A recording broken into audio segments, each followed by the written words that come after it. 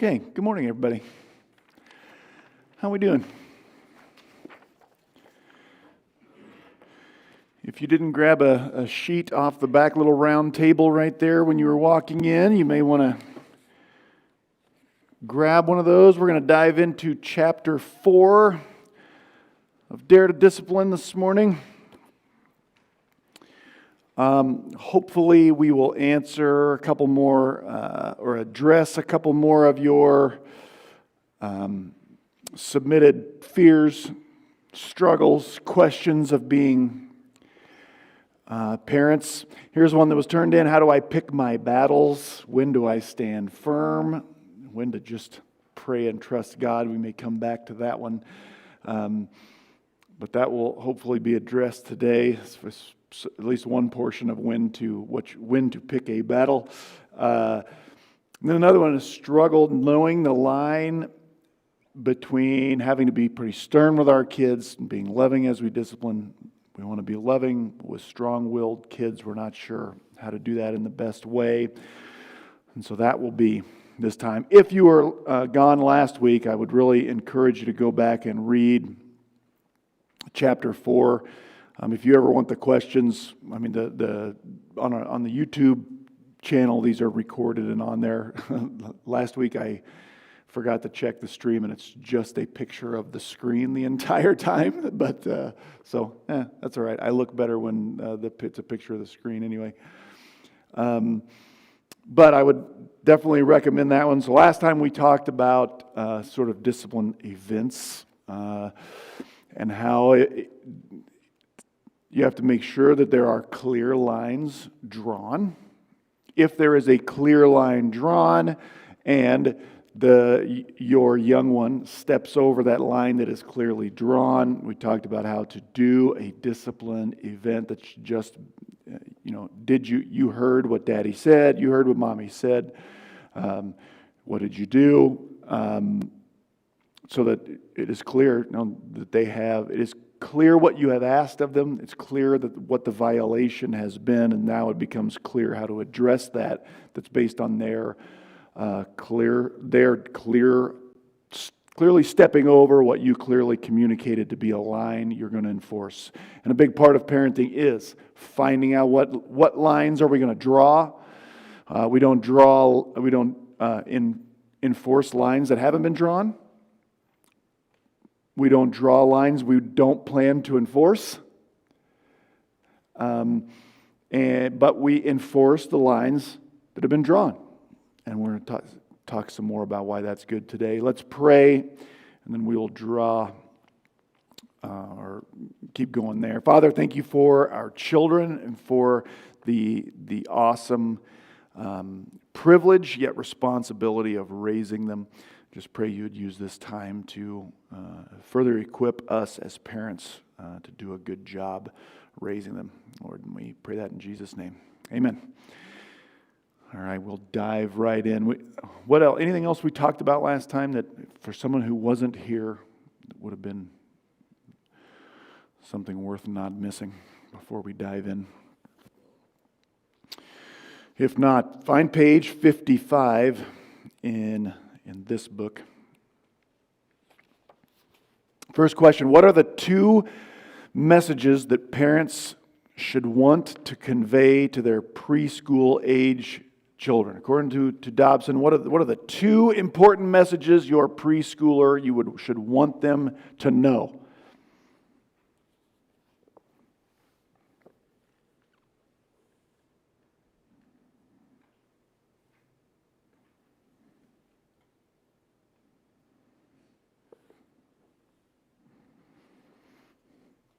We've got a lot of ground to cover. I'll just sit here all day till somebody, you can be right on this one. Come on. I love you more than you can possibly understand. I thank God every day that I'm your father or mother. And because I love you so much, I must teach you to obey. Okay. I should want my preschool kid to know. 1, I love you. I love you. But 2, because I love you, I have to teach you to obey me. That's the way I take care of you. That's the way I keep things from hurting you. First question for us, why is the second message, the second part of that, really an essential part of the first one? Why is the second part so important? Everybody knows the first one too. Because I love you, I have to teach you to obey me. Why is that second one an important part of the first one?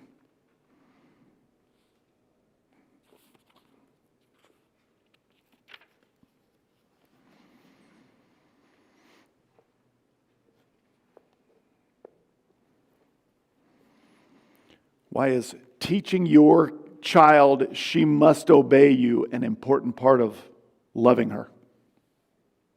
Because you're responsible for protecting them. In what ways? A small child is not going to understand the repercussions of some of their, we live on Main Street. If my child wants to walk across the street whenever they want to, there's repercussions to that could come. Okay. Just is it in a 3-year-old's best interest to be the boss of himself, his parents, or anyone else? Or anything else that is valuable or important? No, it's not in his best interest. It's easy to see that when they're 3 because, like Nate said, they don't understand the ramifications of even running in the street. But what are the other ramifications of how about this? Is it ever good for us to be led by our own desires, wants, feelings? It's actually never good for us, is it? That's the second part. How can biblical faith help us remember this and act accordingly with our kids? That's the way life works. If at any point I let my own desires take control of my life, it doesn't matter if I'm 3 or 53. That's not going to be great. We have to learn as humans that there is something above us and greater than us that tells us what's good for us, that's better than us, right? At figuring that out. We have to learn that. If our kids don't learn that when they're 3, the chances of them knowing that when they're 13, 16, 18, and 50 decrease. Because I love my kid, I must teach them to obey me because it's the first chance they have of understanding. I am better off if I find the thing that loves me, that tells me what's best for me, and obey that thing. Because eventually it's hopefully not going to be mom and dad. It's going to be the thing that hopefully tells them what is right and what to do and controls them. So again, keeping in mind, discipline is not something we do to our kids. It is something we do for our kids. Anything else in that little section? Find page 56. Which turns out is very close to page 55, so you shouldn't have to look long. In the question on page 56, at the top of the page there, Dobson writes of the difference between voicing displeasure, so a kid voicing displeasure and him being disrespectful. I'm not sure this is for sure in the, you may have to use your brains for this instead of the text, but as parents, how do we tell the difference between when my kid is voicing displeasure with me and being disrespectful to me?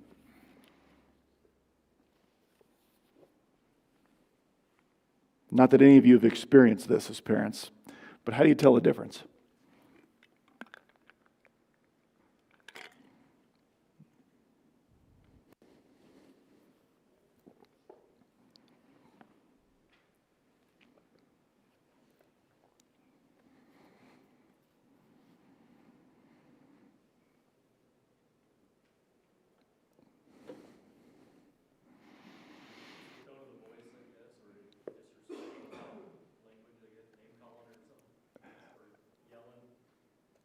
Yeah, just the level of emotion, the level of, that definitely can be the words they use.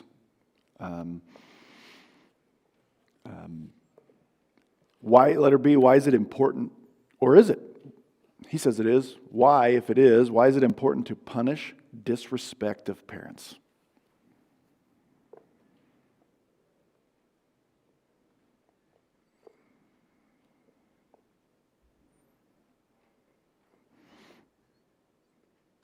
Is it okay to let your 4-year-old call you whatever? And it's true that some of the most derogatory things they can say are actually objectively hilarious. They really are. So it can be hard. Is it okay to let them call you things like that? Like hit you when it's not playful, when they're actually like trying to? Is that okay, not okay? And why might it be important to punish that, you think? Something in his answer, he said something about like not suppressing their feelings and their true feelings. So there's kind of a thin line, like you want them to be able to express their emotions, but ultimately you're trying to form them to be a respectful citizen to others, to Yeah. God. So Yeah. We can maybe take this with the next one. Why is it important for parents not to punish kids for respectfully voicing displeasure with parents? Is it okay for them to have a problem with something that you have done? Yeah.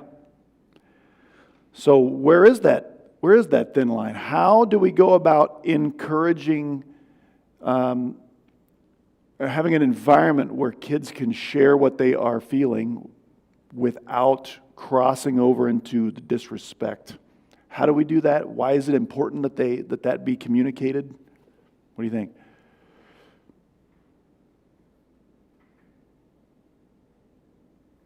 Is it important that kids be able to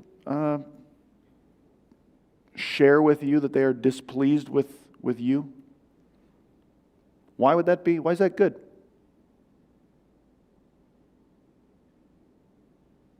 Because you want to teach your kids how to handle adversity correctly. It's one thing to say, Dad, I didn't like that, Daddy, or you're a poopy stupid head. Yeah. And there's a fine line between how Mm. they express those emotions. Mm. And you want to teach that to where one way is right, one way is wrong. You want to help them deal with adversity. Why else is it important that you have an environment in your home where your kids can bring to you something where they're displeased, unhappy? Why else might that be important? Okay, do you want your kids to be able to talk to you about things that are uncomfortable and difficult? Do you want your kid to talk to you when her boyfriend is pressuring her to do things that she doesn't want to do? Would you like her to be able to feel comfortable doing that? Guess what stifles that? When they can't say anything to you that is uncomfortable. When they say something to you that is uncomfortable and it gets stifled every time, and the message is basically, to them it's, I can't talk to my dad about anything that's uncomfortable. We need to encourage from a young age their ability to talk about uncomfortable things with you, because there's going to come a day where you hope they talk to you about uncomfortable things.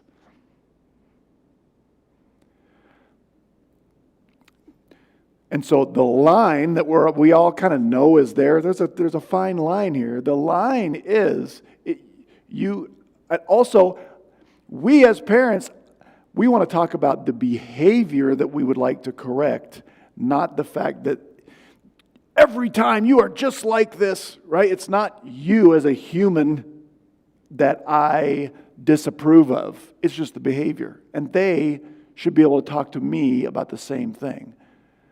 They didn't like something Daddy did. Well, we can talk about that without, is Daddy the poopy head, or did Daddy do something that a poopy head might do? There is a difference there.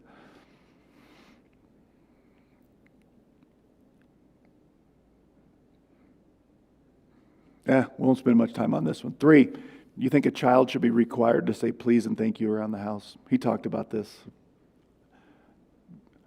What do you think? You make your kids say please and thank you? not sure we always required that, so this is a question. It helps with the disrespect. Hmm. I mean, like you said, I know we don't tell our kids you have to say please and thank you every single lasting time, but when it's all over the attitude is give me, Hmm. I want to break you down. Thank you, just to sharp the system into thinking, oh yeah.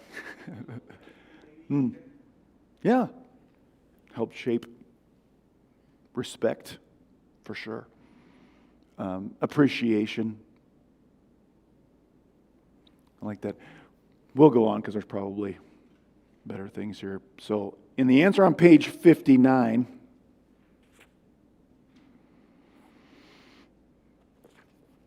Dobson claims that children derive security from knowing where the boundaries are and who's available to enforce them. So those lines that we've been talking about, figure out as a couple, as mommy and daddy, or as a single parent in my house, figure out what the lines are going to be. Draw those lines. Make sure they are clear. Don't draw lines I don't plan to enforce. Enforce the lines I have drawn.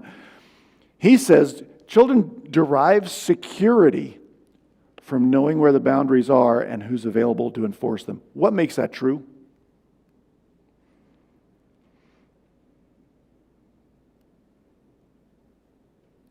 Why is that a big part of the security that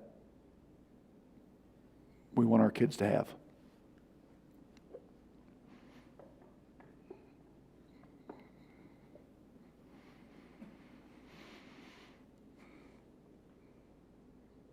Maybe I should ask this. What is security in a child? It's pretty important. We don't want our kids to be insecure. We want our kids to be and feel secure. What is that? What's that mean?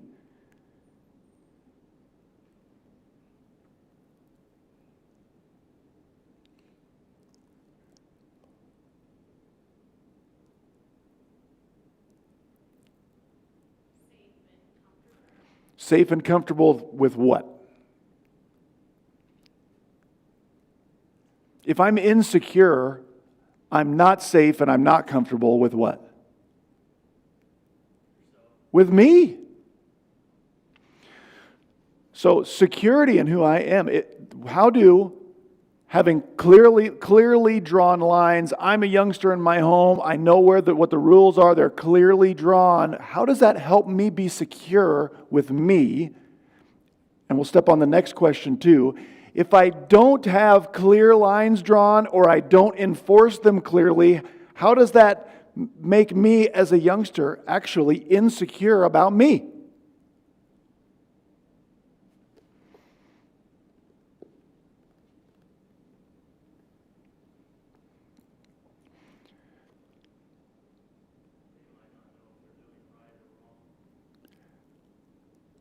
They don't learn whether they're doing right or wrong, because when I get punished or whether I don't get punished depends on what?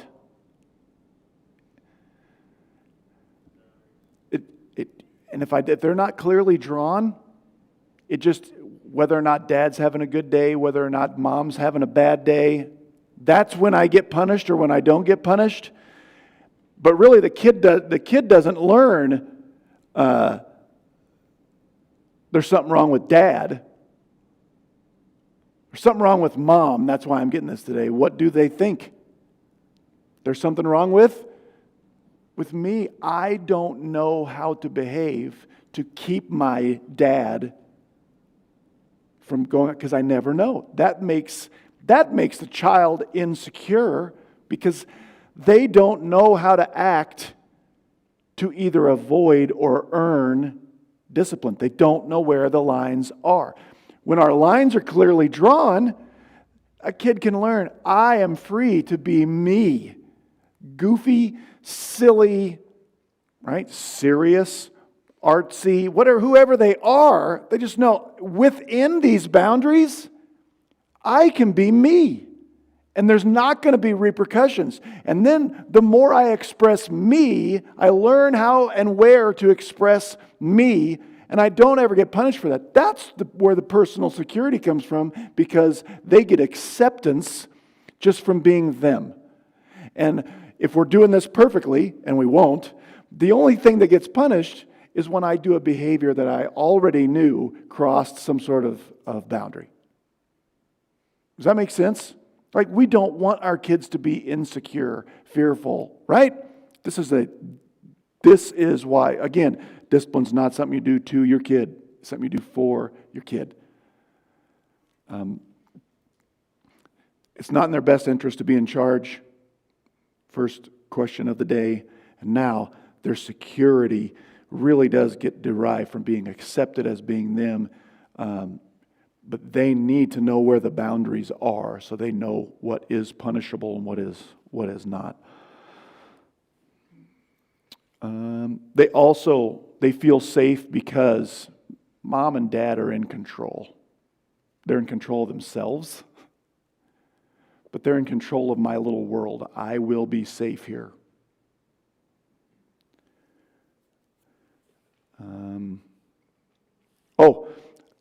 Another thing about this. Later on, if my 4-year-old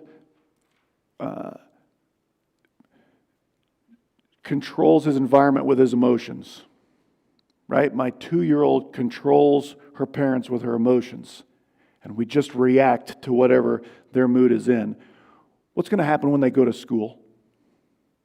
We have several teachers of young people here. Do you ever have any kid, ever have, if you teach kindergarten, right?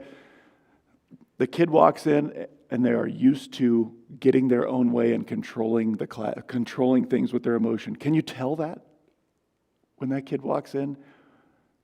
Does their world have to change? Do they have to learn? Oh, wait a minute, that doesn't work here. What's that do to a kid?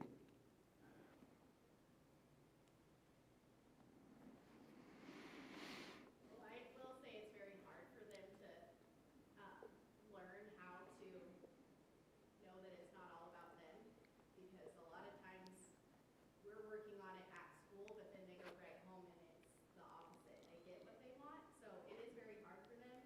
And then I would just think in their head, it's just so wishy-washy, like, I don't even, like, Mm-hmm. act this way at school, at home I can do whatever I want. Mm-hmm. Just like trying to figure out others too, when you throw other people in the mix, like their peers, and they know that they're doing what is expected of them. Mm-hmm. Yeah. It is a whirlwind. Also, they can feel a lot more secure in the ways we've just been talking about at school than they do at home. I know as a high school teacher, I knew lots and lots of kids who never wanted to not be at school. They were at school every time the doors were open. They were out for everything. They participated in everything, like the kid that's all they... Why? School felt secure in ways the home didn't. All right, 60 through 62.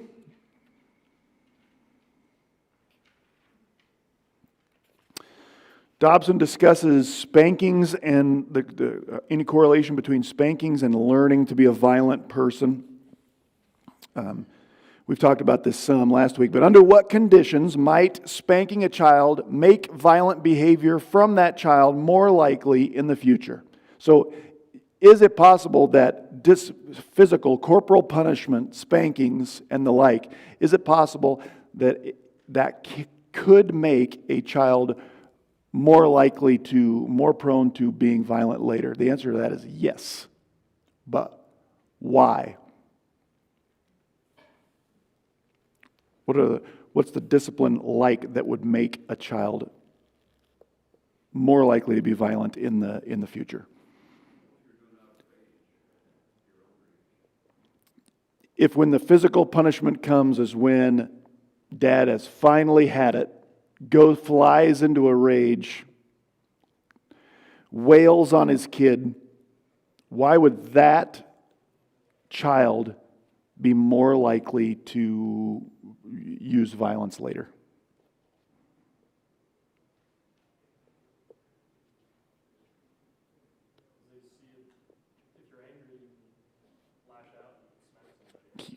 Because the way to what they learn is the way to control your environment is by being bigger and tougher and stronger. It is the reason why children of abuse turn into abusers. That's what they learn. I'm going to get to the point where I am big enough that I get to be the one who's on top, on the giving end instead of the receiving end. I've heard this over and over. This happened to me until I was 15 years old and I had had enough. And then I punched my dad and he never touched me again. And that story is, that's like a rite of passage story. I'm sure it does feel good. But the only thing, now I learned, now I'm in control, right?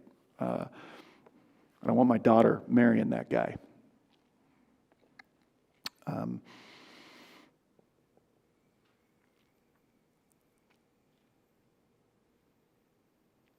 Again, is discipline using my anger or violence to get my way, or is it correcting behavior that needs corrected in a way where they understand it's the behavior that's being corrected?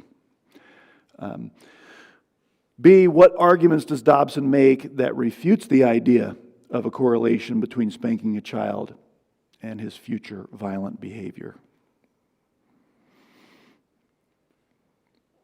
Or maybe not even what Dobson says, but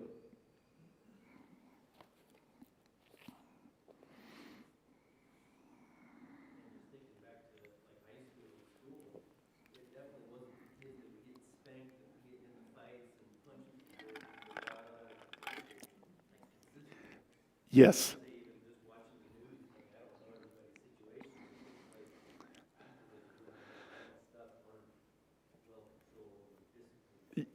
Yeah, Seth said that the kids who were getting out of control and violent and fights and stuff at school were not disciplined well when they were young. Reminds me of a story. I was teaching juniors in high school, at a very full classroom, and I have no idea what we were talking about, but I can't remember this girl's name, but we had little kids. Mr. Maxwell, do you spank your kids? And I said, yes, yeah, we do. Oh, and she could not believe that. And I said, I have no trouble believing that you were not. My mom better not ever spank me. And I said, I have no trouble believing your mother didn't spank you. And she said, what do you mean by that? And I said, I think I could go around this room and tell you with 80% accuracy who was spanked as a child and who was not. There were like 26 kids in that classroom. I think I missed 2. We did it. You'd probably get fired today. But I don't work there anymore, so they can't fire me. And I think I missed 2 out of 26. And again, if that's done poorly, the results can be the opposite of what you'd expect. But discipline done well, physical discipline done well, that's not done in anger, with a rage, it's a clear correction of behavior. What the child learns is there are consequences when I don't behave the way that's best for me. What someone I trust has told me is best for me. They learn self-control. They don't learn to try to control with emotions. He talks a lot about how the physical world teaches us this. Physical pain teaches us I ought not have done that, right? He says the kid pulls on the tablecloth.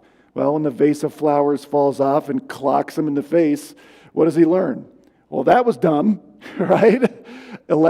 I remember one of my earliest memories is an electrical outlet, like pulling the plug partway out and touching where those 2 metal things go into the wall. I learned, don't play with that. That bites.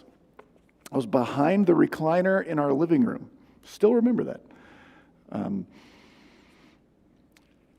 Learning, so this is bottom of 61. He must understand that there are not only dangers in the physical world to be avoided, he should also be wary of dangers in the social world, such as defiance, sassiness, selfishness, temper tantrums, behavior that puts his life in danger, etc.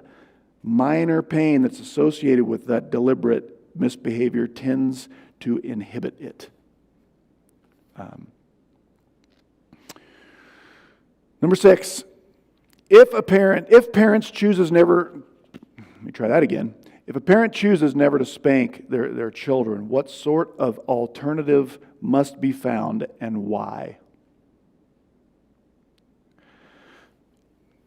I'll tell you, it is absolutely fine if you decide we're not going to spank our kids. I will not chide you for that, but I've said several times, you better find something they don't like.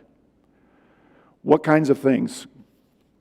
Brainstorming session. We all need this because we shouldn't be, as we'll talk about in a second, we shouldn't be spanking our kid for every time they cross every line.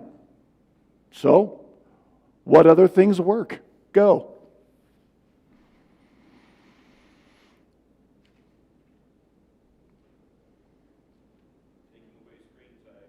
Screen time, removal of screen time.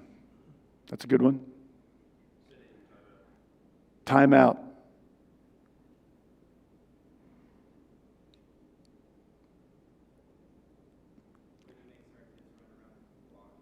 Run around the block. Take a lap. I like it. Extra chores on top of the other ones. Basically, anything that makes them roll their eyes and exhale that you know exactly what I'm talking about. Yeah, it's okay. Why is it important we have things to assign that they don't like? Why is that important?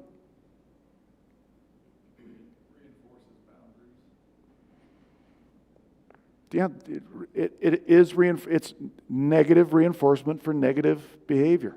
Like there are consequences when I don't stay within these boundaries. Someone who loves me and wants what's best for me said, I had better figure that out when I'm young.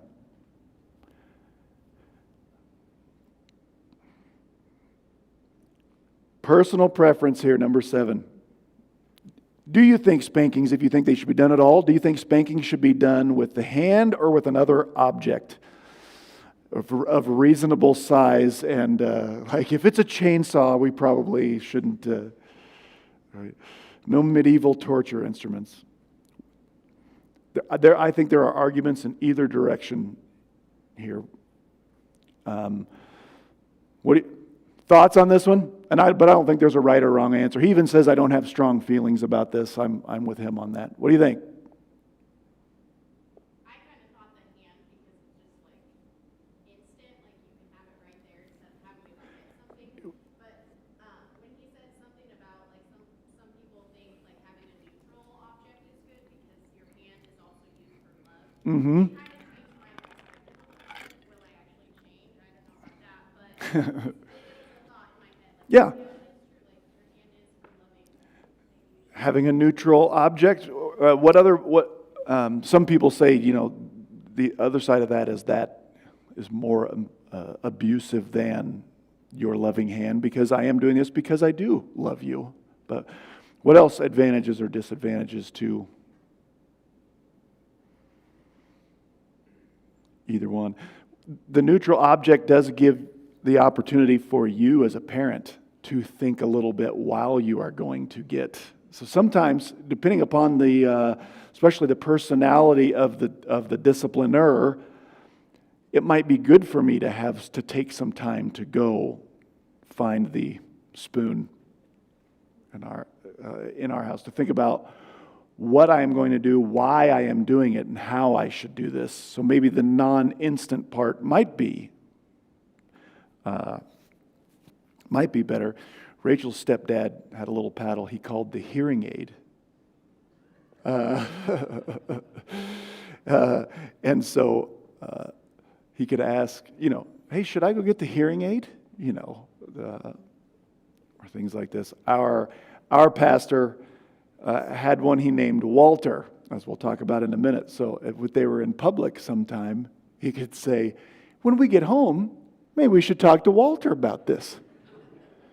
And he always thought the people at the restaurant or whatever might think, I don't know who this Walter is, but that guy means business. 8.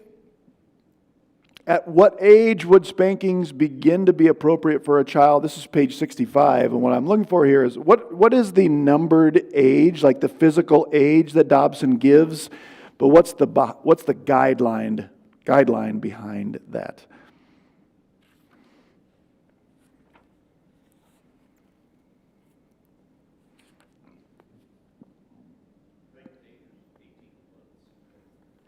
He says 15 to 18 months. What's the guideline? Okay. When the child, you can tell he or she knows they've been told not to do that, and they are doing it anyway, looking to see if there's a response. And that's fine. You know, I've had someone ask me recently, my kid has started biting me. And once again, a kid doesn't start biting because their parents bit them, right? Like a kid doesn't hit because they were spanked as a kid. They didn't start biting because... So is it a teething thing? Like, you know, when they're teething, you put something in my mouth and want me to bite down on it. That's all I'm doing. It just happens to be your shoulder right here. They have no conscience when they're little either. They just keep biting. But when they get to the point where they are looking at you and you know, like coming in for it, and you know what's happening and they know what's happening, like I'm okay with a little flick to let them know not to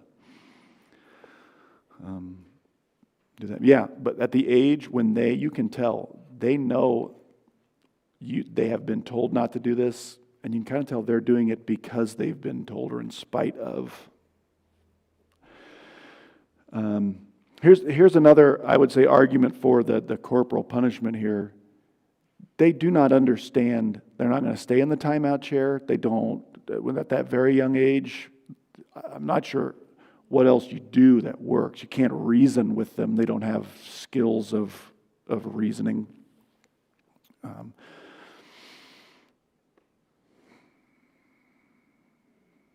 9, according to Dobson, when should parents resort to spanking a child? This is on page 66.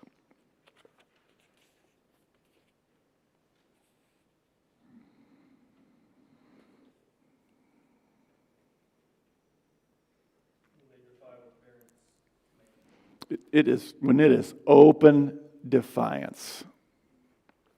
So here's the difference. So we have what is a rule we could have that somebody has in their house that a kid could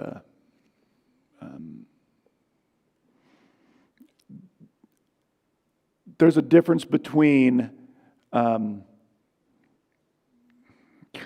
am drawing a blank on a household rule. It's been a long time. All right, you guys are fighting, and you know that's not allowed. There's a difference between, and now 2 siblings going at it, they're not supposed to. That is not necessarily, they have violated a boundary, but that is not them looking at you and defying you, right? You know you have to ask before you get cookies, okay? And I can see the crumbs, right? Have you been eating cookies? No, right? It's just like everywhere, right? They violated a boundary. So that should be, that was clearly marked, so there's some consequences, but that's not the open defiance that he's talking about. I told you not to get cookies, and he goes right over and grabs one and shoves it in his mouth in front of you. Now we've gone now that's more like open defiance. That's what he says.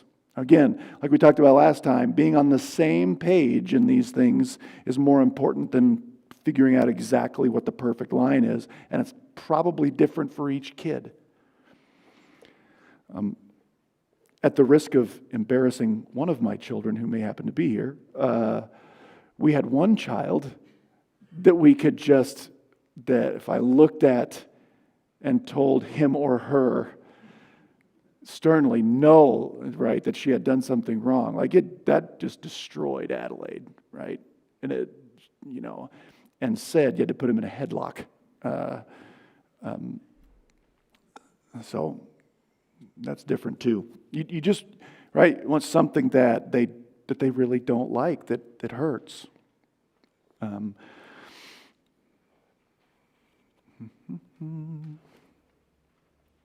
so I got a question.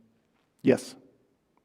Obviously, every kid is different, Mm-hmm. and it talks about spanking kids, and that the example it gives is, I think the mother spanks a small 15-month or 18-month-old child, and then it comes to her, like, and they have a loving moment afterwards. Mm-hmm. And that was a very rare occurrence. Like, we've spanked right, we've spanked wrong, like, we've done all of it, but, I mean, Emery is probably the one that might come to us afterwards for that loving moment, where the other two, like, after the spanks, they were avoiding. Mm-hmm.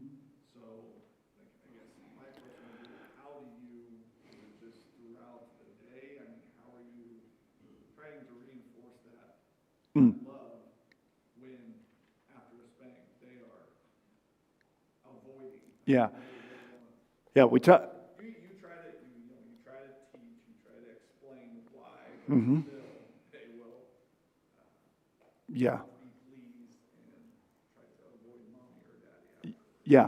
Well, right back into some of here's still something I can do to mom or dad here after this. Once they figure out mom or dad wants us to have a moment after this, I'm not going to give them that. That's, I would say I would not be trying to, you can't try to control their emotional response, because that is a power they can have over you the entire time. I would probably just we're going to talk about extinguishing behaviors in a future chapter. So if there's a behavior that you are seeing that I would not give it oxygen. Maybe call it out and say, right now, I know you don't like daddy, and that's okay. We'll talk later. But I think when we get to extinguishing behaviors, there'll be some stuff on there for that. Number 10, why is it vital for both parents to be in agreement on discipline strategies? So this is on page 67.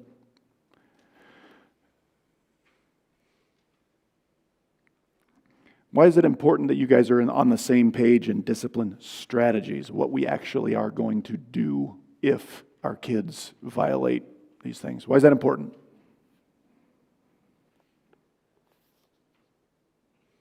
Because when you're not on the same page, it's clear to kids right and wrong is wishy-washy. Yeah, it will harm their sense of what really is actually acceptable, right, wrong, whatever. Yeah. Why else?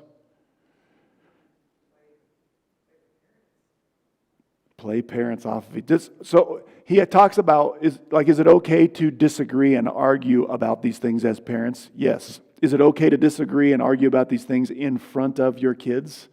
No. Why not? As soon as they learn, mommy will get in trouble by daddy if she does something wrong according to their terms, what will they do every time mommy disciplines? That will try to become the issue. The issue here is not how I actually violated a clear rule. The issue is how mommy responded or how daddy responded when I did that. Right? And so they will be telling on one parent to the other parent. Right? That stuff can't work. You got to support each other during the event. Talk later about, what we're going to do. They are the masters, because they're humans. They're the masters of making it seem like the actual issue is not the actual issue. Right? The issue should be, here was the line that was clearly drawn. Where are you? It's all the Garden of Eden, the whole thing. Where are you? Where should you be? How did you get there? That should always be the issue. 11, why might children disobey more in public than at home? And how can parents deal with that uncomfortable situation? Why might they disobey more in public than at home?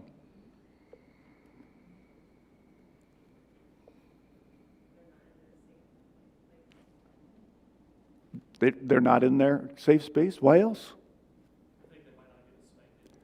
They think they might get away with it. Absolutely. How do you deal with that? And we got more to cover here, so I'm going to go quickly.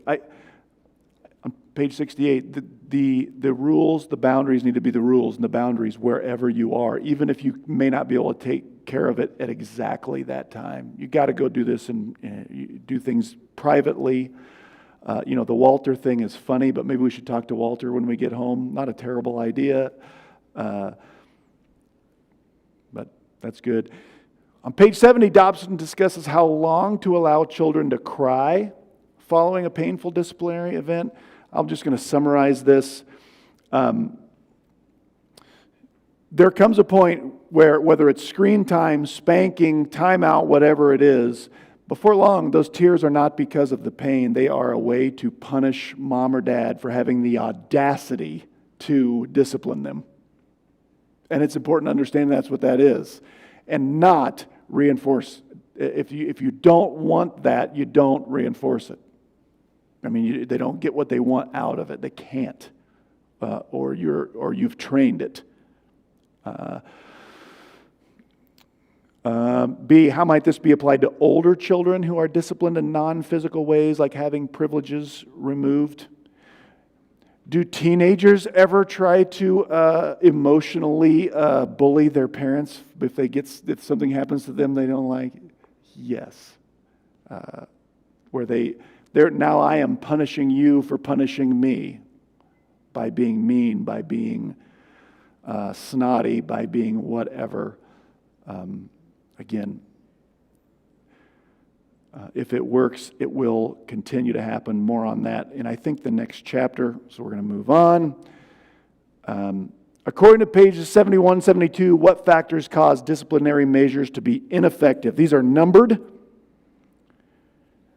But we are disciplining our kid, and it's not working. Why is it not working? Number one, the most recurring problem results from infrequent, whimsical discipline. Half the time the child's not disciplined, half the time she is.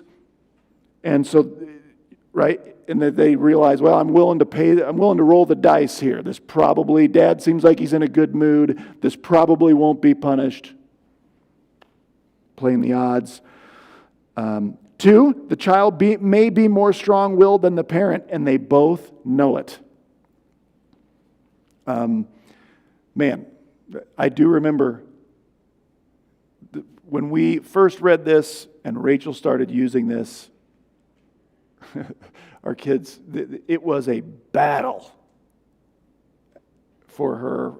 I was safely gone working with my high school kids while she was. It was a time before the kids realized, darn, she's going to stick with this. 3, the parent suddenly employs a form of discipline after doing nothing for a year or two. Again, it takes time. And 4, the disciplinary measures, whatever they are, they may not mind it that much. It may not be that bad. But I want to make sure we save time for this. Turn to page 75. What is the very best disciplinary advice you can offer? And the answer, the best way to get children to do what you want is to spend time with them before disciplinary problems occur, having fun together and enjoying mutual laughter and joy. Did you hear that? The absolute best disciplinary advice he offers, spend lots of time with your kids where you enjoy each other. Why is that the best disciplinary advice you can have for your kids?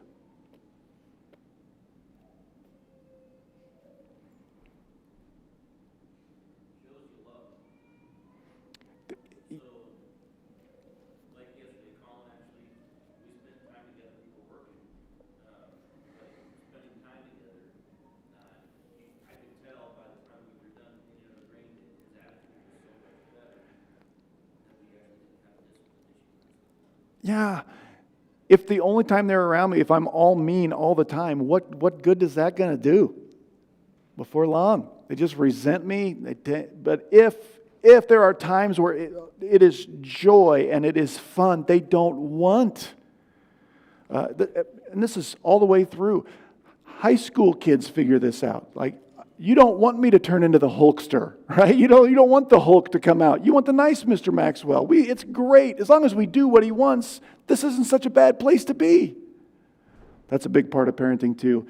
I'm way over. We got to shut this down. There are people starting to walk in the back of the room and turn around going, oh, sorry.